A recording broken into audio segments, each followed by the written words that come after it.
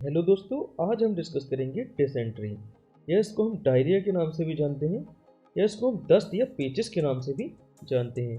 यहाँ पर डिस्कस करेंगे इसके सिम्टम्स के बारे में, इसके कॉज के बारे में, मतलब कि इसके कारण के बारे में, और यहाँ पर जानेंगे इसकी मेडिसिन के बारे में।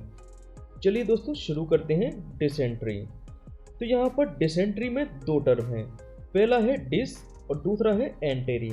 डिस का मतलब होता है दिक्कत या कोई तकलीफ हो जाना, और एंटेरी मतलब होता है इंटेस्टाइन, मतलब कि आंत। अगर आंत में कोई दिक्कत या तकलीफ होती है तो इसी कारण से उसको हम डिसेंट्री नेम से जानते हैं। यहाँ पर दूसरा टर्म आता है डायरिया। यहाँ डायरिया में भी दो शब्द हैं। पहला है डाई। डाई मतलब होता है डबल, और दूसरा टर्म है रिया। रिया का मतलब होता है बहाव।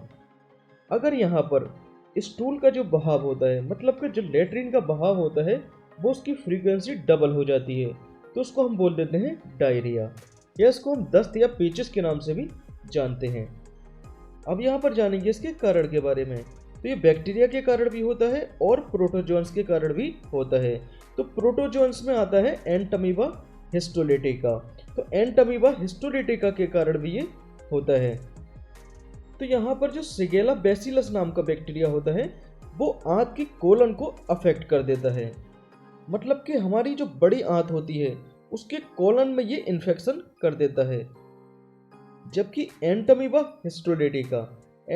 हिस्टोलिटिका की जो ट्रोफोजोइट स्टेज होती है, वो आंत को यहाँ पर इन्फेक्ट कर देती है। अब यहाँ पर हम आंत का एक कोलन पार्ट देख पा रहे हैं। तो ये बैक्टीरिया और एंटमीबा हिस्टोलिटिका क्या काम करते हैं? तो ये दोनों सबसे पहले आंत के म्यूकोसा को इन्फेक्ट करते हैं। म्यूकोसा के बाद सब म्यूकोसा। जब सब म्यूकोसा को जैसे ही ये पेनिट्रेट या इफेक्ट करते हैं, तो यहाँ पर होती है ब्लड वेसल्स।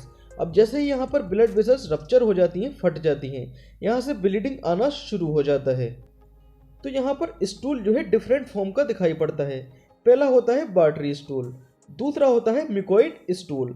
मिकोइड स्टूल में जो है लिब लिबा मटेरियल पाया जाता है, जैसे कि बलगम होता है।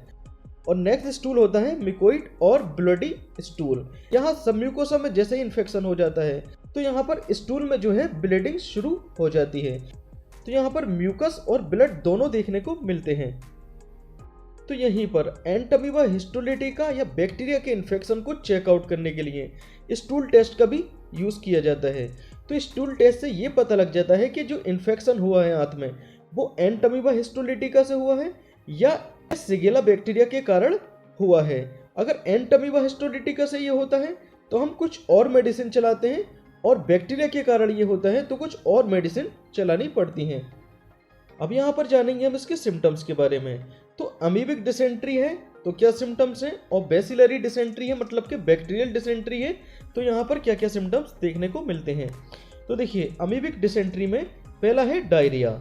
डायरिया मतलब दस्त या पेचिस। दूसरा है हाई फीवर, तो हाई फीवर यहाँ देखने को मिलता है। नेक्स्ट आता है नोजिया और वोमिटिंग, मतलब कि जी मचलाना, और वोमिटिंग मतलब कि उल्टी आना। उसके बाद यहाँ पर होता है वेट लॉस। नेक्स्ट होता है स्टमक अपसेट, मतलब कि पेट में गड़बड़ होना। अब बात करते हैं बेसिलरी डिसेंट्री के क्या क्या सिम्टम्स देखने को मिलते हैं, और यहाँ पर बेसिलरी डिसेंट्री के क्या क्या सिम्टम्स पाए जाते हैं। पहला है डायरिया। डायरिया के अंदर जो स्टूल है उसमें ब्लड और म्यूकस देखने को मिलता है।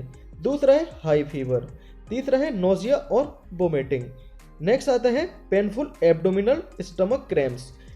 क्रैम्प मतलब होता है ऐंठन या मरोड़। तो पेट में ऐंठन या मरोड़ का पाया जाना कहलाता है एब्डोमिनल क्रैम्प्स। अब बात कर लेते हैं हम इसके ट्रीटमेंट के बारे में। तो पहले आता है ORS। अब जैसे ही किसी को डिसेंट्री हो जाती है तो वहां पर उसके इलेक्ट्रोलाइट्स वगैरह और बहुत सारा वाटर जो है लूज हो जाता है, तो पेशेंट में है डिहाइड्रेशन का केस देखने को मिलता है। अब डिहाइड्रेशन को दूर करने के लिए ORS पाउडर का यूज करना पड़ता है, और यहाँ पर पानी की अधिक मात्रा यूज करनी पड़ती है। तो ORS और पानी के द्वारा जो है डिहाइड्रेशन को ठीक किया जा सकता है। यहाँ पर ORS में इलेक्ट्रोलाइट्स पाए जाते हैं, जैसे कि सोडियम, पोटेशियम क्लोराइड, सिट्रेट। तो ये हमारी बॉडी के ऑस्मोटिक बैलेंस को मेंटेन करने का काम करता है। अब यहाँ पर नेक्स्ट मेडिसिन आती है पैरासीटामोल। तो पैरासीटामोल का क्या काम होता है? पैरासीटामोल एनाल्जेसिक की तरह भी काम करता है, मतलब कि दर्द को कम करने का भी काम करता है, और एंटीबायोटिक मतलब कि बुखार को कम करने का भी काम करता है। तो पैरासीटामोल मेडिसिन दोनों तरीके से यहाँ पर काम करेगी, एनाल्जेसिक भी और एंटीपायरेटिक भी। तो यहाँ पर पैरासीटामोल को बीडी यूज किया जा सकता है, मतलब दिन में 650 मिलीग्राम 2 बार दी जा सकती है एडल्ट को। उसके बाद आता है एमसेट 4। एमसेट में होता है ऑन्डेनसेट्रॉन। ऑन्डेनसेट्रॉन का क्या काम होता है? ये एक एंटी इमिटिक्स ड्रग्स होती है, जिसका काम होता है नोजिया और वोमिटिंग को रोकना। तो ऐसे पेशेंट को अगर नोजिया और वोमिटिंग मतलब कि जी मचलाना या उल्टी आने की शिकायत होती है तो एमसेट का यहाँ पर यूज़ किया जाता है। एमसेट 4 में जो इसकी स्ट्रेंथ होती है वो 4 मिलीग्राम होती है, तो इसको दिन में आप बीडी भी यूज़ कर सकते हैं। अब यहाँ पर नेक्स्ट मेडिसिन आती है मेट्रोनिडाजोल और ऑफ्लॉक्स ओजेट और एंटीरोक्यूनोल। तो यहाँ पर मेट्रोनिडाजोल 400 मिलीग्राम इसकी स्ट्रेंथ होती है। ये एक एंटी एमेबिक ड्रग होती है। बात कर लेते हैं इसकी डोज के बारे में। तो ये जो है बीडी दिन में दी जा सकती है। और यहाँ पर नेक्स्ट मेडिसिन आती है एंट्रोक्यूनोल। तो एंट्रोक्यूनोल का जो साइड इफेक्ट है वो बहुत भयंकर देखने को मिलता है, क्योंकि इसके साइड इफेक्ट में जो ऑप्टिक नर्व्स होती हैं वो डैमेज होने का यहाँ पर चांस रहते हैं। जो डॉक्टर प्रीफेयर करते हैं वो मेट्रोनिडाजोल करते हैं, क्योंकि यहाँ पर बहुत सारा साइड इफेक्ट देखने को मिल सकता है। अब यहाँ पर नेक्स्ट मेडिसिन आती है ऑफ्लॉक्स ओजेट। तो ऑफ्लॉक ओजेट में जो है 2 कंपोनेंट है मेडिसिन के। पहला है देखिए ऑफ्लॉक्सासिन, दूसरा है ओनिडाजोल।